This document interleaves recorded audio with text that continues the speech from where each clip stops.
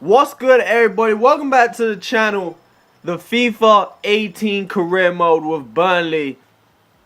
And we're starting off with deadline day. And we're just gonna roll through some of the dealings that went down this final day.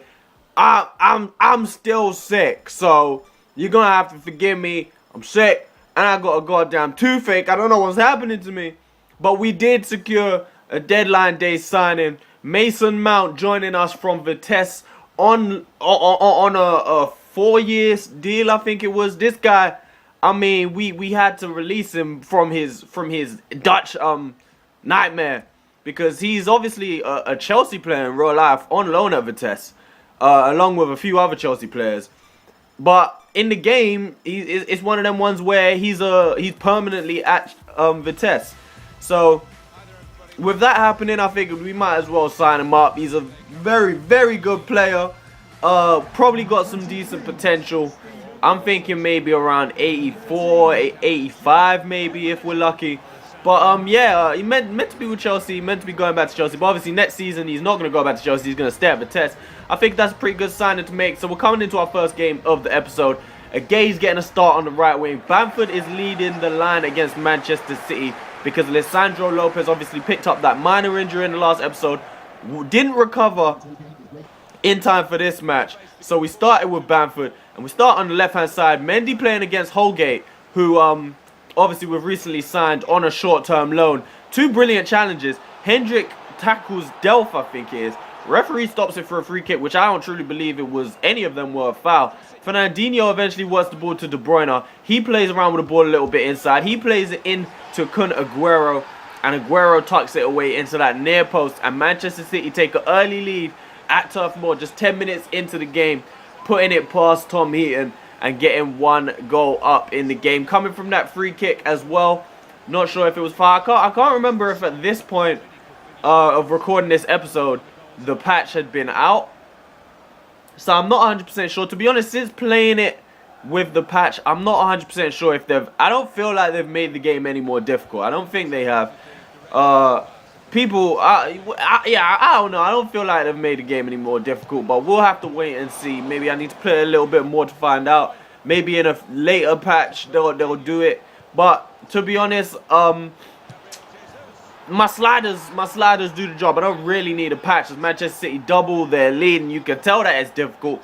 By the way, we're getting moved to right now. But in the last video, somebody asked what my sliders were. I couldn't be bothered to write them down in the comment section and go and research them. So what I did is at the end of this episode, I show you the sliders, and we'll roll through them real quick, and I'll show you why I think basically why I've changed what I did and why I've put them to where they are, basically. But 30 minutes in, and Manchester City continuing to just pile pressure on us. Fernandinho firing his shot off the post right there. Just we're under pressure from Manchester City, but Hendrick does well to get the ball right here. He's gonna play it out to Ward, who gets it to Goodmanson. And are you gonna tell me that's not a red card? Are you gonna tell me that ain't a red card? Your boy just absolutely clamped me. He from behind. I mean, that is a disgusting challenge, and only a yellow card given. Like, that is just unbelievable. Manchester City continue to pile pressure on us, though. We're coming forward this time. Hendrick's gonna play it outright to a Gay who's oh my god, that voice cracked, just fucking sound like Andre Villas-Boas for a minute there. But we did get our first chance of the game. It fell to Patrick Bamford, and it's a pretty good chance. I mean, he's put it wide right there.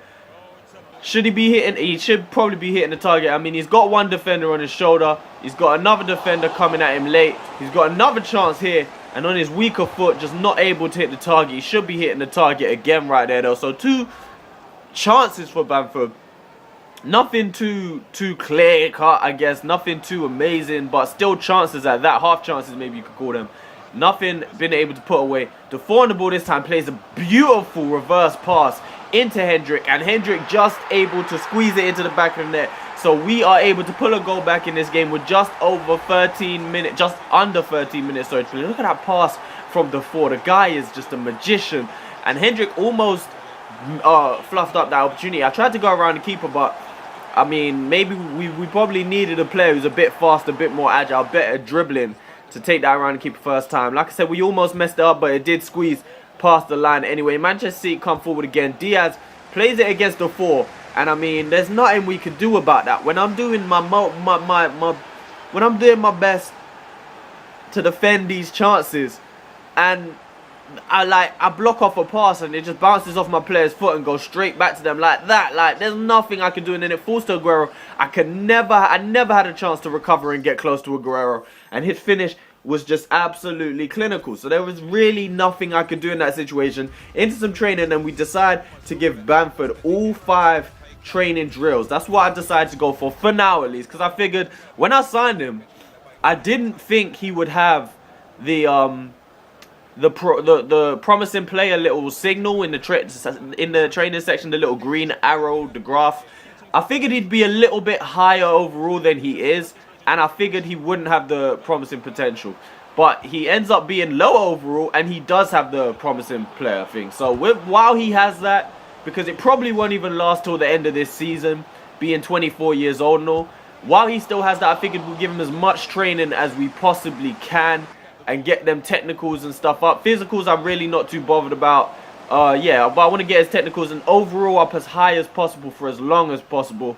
So yeah, like I said, while it's there, I'm going to train it. But we got an FA Cup second leg, I guess you want to call it, a replay fixture, bringing Brentford to Turf Moor. As remember, obviously, we did draw with them in the first game, and they did take the lead early on. This is them situations, like, look at the way they're moving the ball around, like they fucking got Suarez, Messi, and Neymar up front, like. But you know what? I can't even complain because, you know, the sliders, it's on me. This is what I asked for. This is what I'm getting. Lisandro Lopez now playing it into Pozuelo, however. He plays it back into Lisandro Lopez. He turns inside his man. And when you got a player the quality of Lisandro on your team, playing against Brentford quality defenders, you're going to be able to score some goals. He pulls us straight back into the game after Brentford get themselves the lead. And I'm struggling to commentate over this, man. My fucking tooth is hurting. I've got the goddamn... Oh, I'm so sick. That's why I didn't actually get any videos up really this weekend. I just uploaded. By the way, if you haven't seen the Everton career mode on the channel, it is there. Make sure you go and check that out. It's a co-op career mode with my boy Wolfie. It's funny, man. It's funny. We're just playing. It's a funny series, man. It's a little bit more laid back and chilled, more entertaining, more entertainment driven at least. But yeah, go ahead and check that out. It is up on the channel. I uploaded that this weekend rather than the Burnley career mode. As we continue to come forward and try and get something. Pozo volleys. The keeper makes an absolutely brilliant save to deny Pozo at the back post. And Defoe is there on the rebound to put it into the back of the net. And we do take the lead coming from a goal down in this game to go ahead. And we're looking like at this point we will be the team to qualify for the next round of the FA Cup right here. Keeper should be a little bit disappointed in his defense maybe, because he's just made 2 brilliant saves, both to deny Pozo. Pretty poor defending to allow Pozo to be open at the back post anyway. Good, well hit volley from Pozo. But again, like I said, pretty good save from the keeper to deny him in the first place. But Stephen Defoe there in the first place to put it into the back of the net. I don't even want to know what I'm saying. I swear to God, I just said in the first place like 5 times in a row. But coming forward again, putting the ball into the box right there, and the referee stops the play. No, matter of fact, wait. Yeah, he does. I'm getting all confused and shit. He starts to play, and again, I think it's another handball. I think they're starting to show handballs, handball replays. Like I said, in FIFA 17 at least, they never used to show the replay if a penalty was given for handball. So, I mean, it seems like they do this year, because that must have been a handball. You can kind of see it hit the guy's hand as he went up for it. But you can see only 2 games in today's episode. So as we're about to wrap it up, I'm going to show you my sliders right here. You see, I've taken shot error down for... Wait, matter of fact, I think it shouldn't be down. Pass error down. Goalkeeping ability down. Marking down, which allows them to create a lot more chances. Obviously, you see, I put my injury frequency up and severity down. I just feel like... the players don't get injured on this game. Like, players don't get injured. Like, in real life, players are getting injured. So I put the frequency up to get more injuries, but severity down, so I ain't just getting a whole bunch of 9-month injuries over and over again.